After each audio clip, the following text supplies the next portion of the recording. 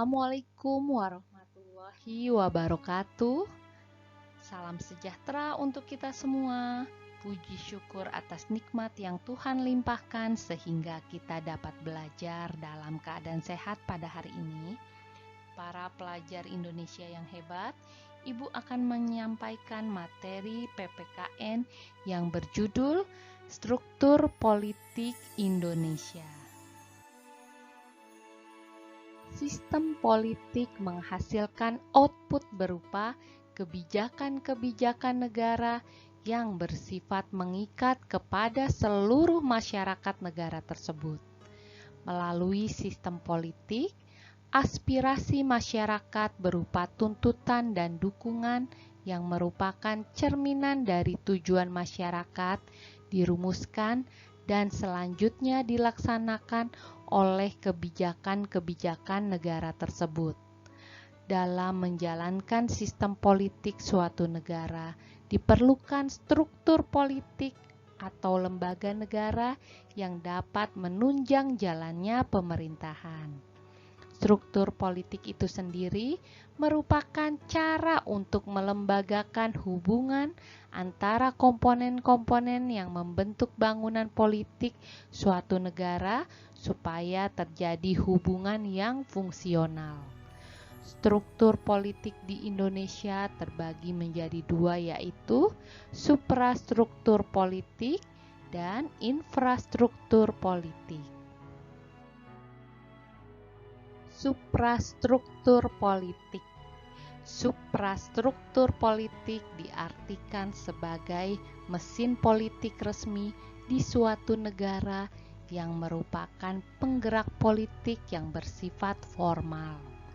Suprastruktur politik merupakan gambaran pemerintah dalam arti luas yang terdiri dari lembaga-lembaga negara yang tugas dan peranannya diatur dalam konstitusi negara atau peraturan perundang-undangan lainnya. Susunan kelembagaan ini berkaitan erat dengan lembaga-lembaga negara dan juga hubungan di antara lembaga-lembaga tersebut. Suprastruktur politik hadir dalam suatu negara guna berperan sebagai pembuat kebijakan, pelaksana kebijakan, dan mengawasi kebijakan. Yang dimaksud suprastruktur politik di Indonesia adalah lembaga-lembaga negara yang peran dan kewenangannya diatur oleh Undang-Undang Dasar Negara Republik Indonesia tahun 1945.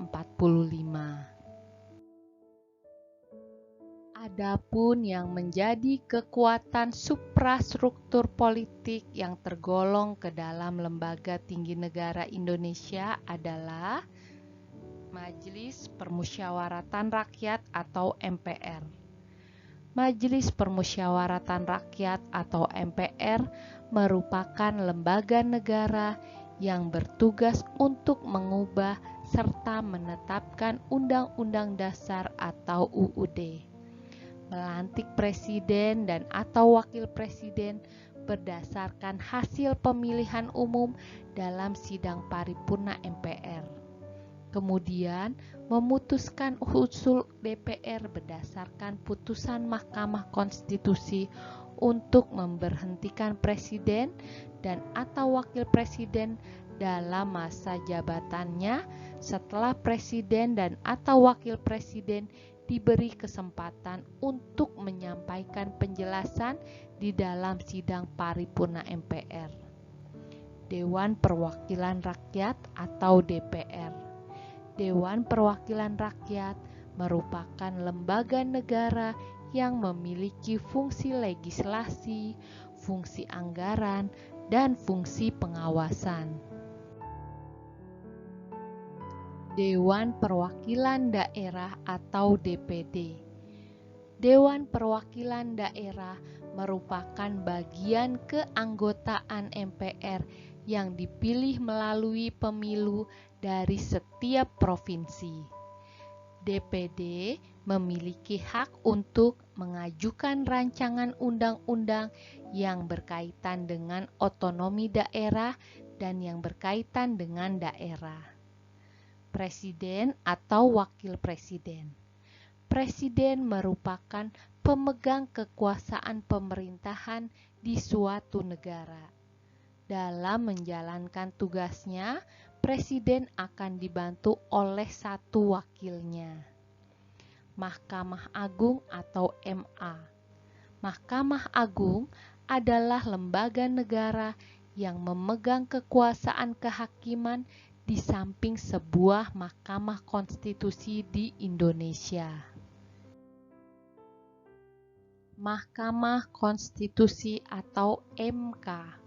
Mahkamah Konstitusi adalah lembaga negara yang berwenang untuk mengadili pada tingkat pertama dan terakhir undang-undang terhadap Undang-Undang Dasar Negara Republik Indonesia tahun 1945. Memutuskan sengketa kewenangan lembaga negara yang kewenangannya diberikan oleh Undang-Undang Dasar Negara Republik Indonesia tahun 1945. Memutuskan pembubaran partai politik, memutus hasil perselisihan tentang pemilu, dan memberikan putusan atas pendapat DPR mengenai pelanggaran presiden dan atau wakil presiden menurut Undang-Undang Dasar. Komisi Yudisial atau KY. Komisi Yudisial adalah lembaga yang berwenang untuk mengusulkan pengangkatan hakim agung serta menjaga dan menegakkan kehormatan, keluhuran martabat, dan perilaku hakim. Badan Pemeriksa Keuangan atau BPK. Badan Pemeriksa Keuangan merupakan lembaga yang bebas dan mandiri dengan tugas khusus untuk memeriksa pengelolaan dan tanggung jawab keuangan negara. Infrastruktur politik. Infrastruktur politik adalah lembaga politik atau mesin politik yang bersifat tidak formal dalam suatu negara yang memiliki kedudukan untuk mempengaruhi suprastruktur politik ketika mengambil suatu kebijakan. Infrastruktur politik merupakan kekuatan di dalam masyarakat. Walaupun bukan lembaga formal, tetapi kedudukan infrastruktur politik sangat kuat dan sangat penting dalam pelaksanaan tugas dan fungsi suprastruktur politik, khususnya dalam pembuatan kebijakan. Infrastruktur politik dibangun atas dasar persamaan sosial, ekonomi, tujuan, dan lain sebagainya. Adapun komponen infrastruktur politik adalah sebagai berikut. Partai politik.